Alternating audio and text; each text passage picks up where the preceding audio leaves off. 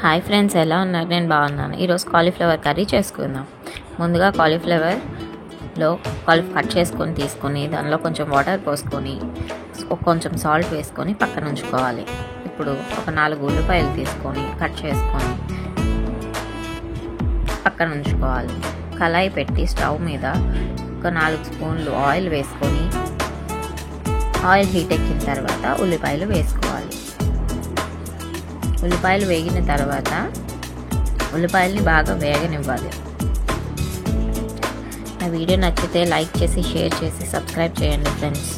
తర్వాత కరివేపాకు, కొంచెం 2 పచ్చిమిరపకాయలు వేసుకొని బాగా కలుపుకోవాలి. ఉల్లిపాయలు వేగిన తర్వాత కొంచెం పసుపు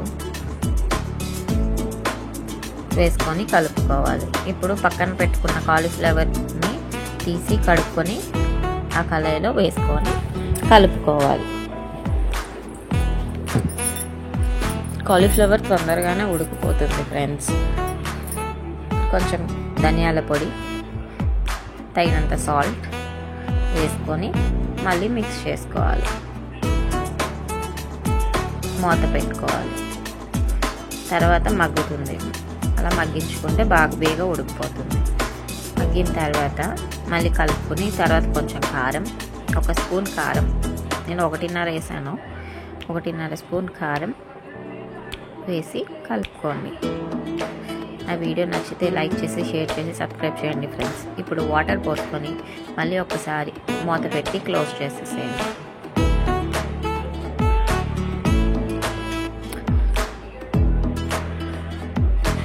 అయిపోయింది. చూసారా ఎంత బాగుందో? కొంచెం వాటర్ ఇంకిన తర్వాత టమాటా తీసుకొని దానిలో ముక్కలు కోసి కట్ చేసి వేసుకొని మళ్ళీ మూత పెట్టేసేయండి. మూత పెట్టిన తర్వాత బాగా మగ్గిపోయాయి. చూసారా? అయిపోయింది. ఆ వాటర్ అంతా ఇంకే వరకు కొంచెం స్టవ్ మీద మంట పెడితే సరిపోతుంది ఫ్రెండ్స్. కొత్తిమీర గార్నిష్ చేసుకొని కర్రీ దించేసేయడమే. Thank you for watching. Bye friends.